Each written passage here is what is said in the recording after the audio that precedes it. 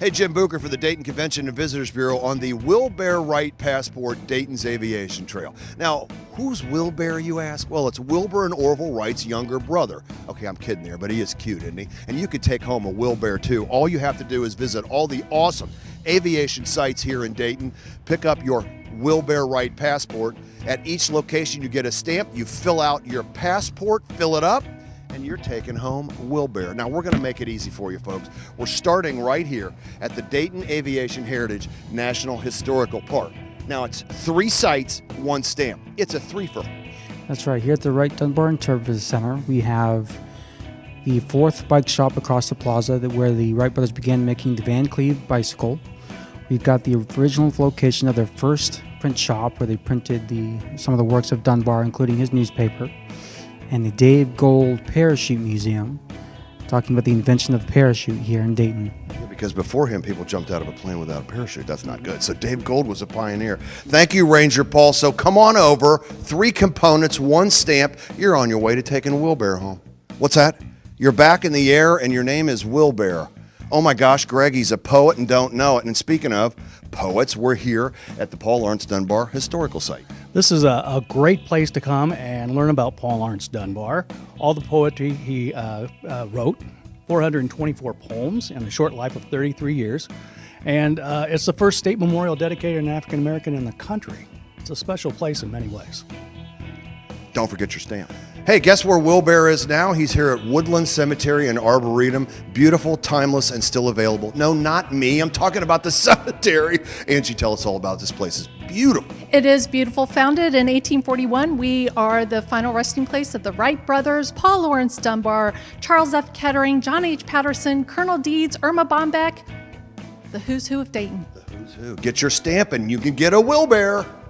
What's that, Wilbur? Yeah, I know we're here. I know where we are. It's Wilbur, and we're on our tour. We're continuing, and we're here at Carillon Historical Park, home of the Wright Flyer 3. That's right. It's here in our Wright Brothers National Museum, and this building was designed by Orville Wright himself, so it's definitely something to come see. You know, Ranger Kathleen, Wilbur's taken me everywhere, and now we're here at the Huffman Prairie Flying Field Interpretive Center. Yeah, here we talk about the Wright brothers and the work that they do after Kitty Hawk in 1904 and 1905.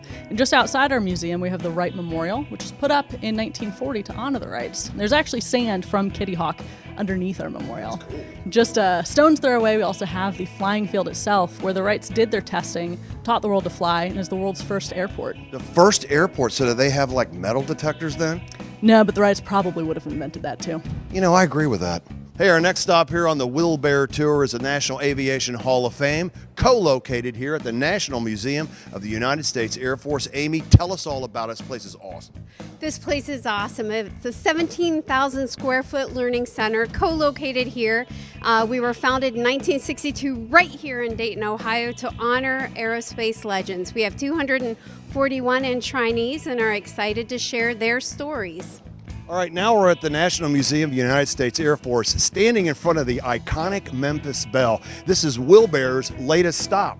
That's right, Jim. The National Museum of the U.S. Air Force is the world's largest military aviation museum with more than 360 aerospace vehicles and missiles. And we're also a destination along the aviation trail where visitors of all ages come by and have their passports stamped and then eventually collect a Wilbur. Well, look where Wilbur is now, here at the Wright Brothers Mansion in Oakwood, Hawthorne Hill.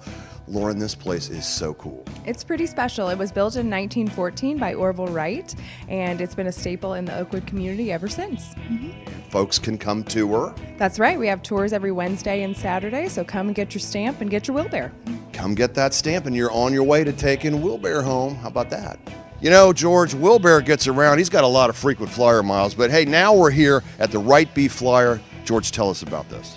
Well, the Wright B Flyer is a 1910 look-alike of the original Wright B Flyer.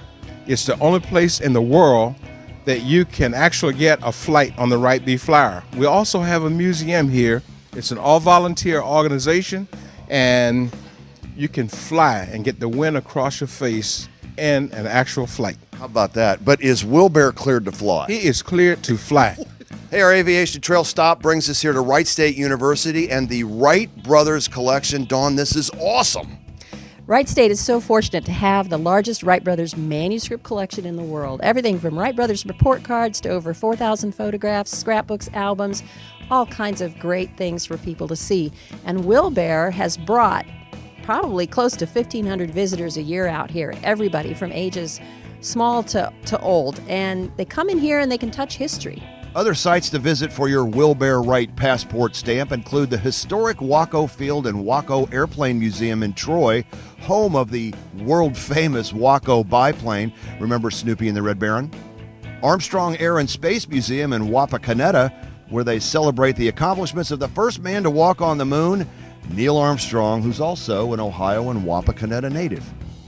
The Champaign Aviation Museum in Urbana, where they restore and preserve World War II era and other historical aircraft. Grimes Flying Lab in Urbana, where you can schedule a visit to see the aircraft that lighted the way to developments in aircraft lighting. Sinclair National UAS Training and Certification Center. UAS, of course, is unmanned aerial systems. We know them as drones.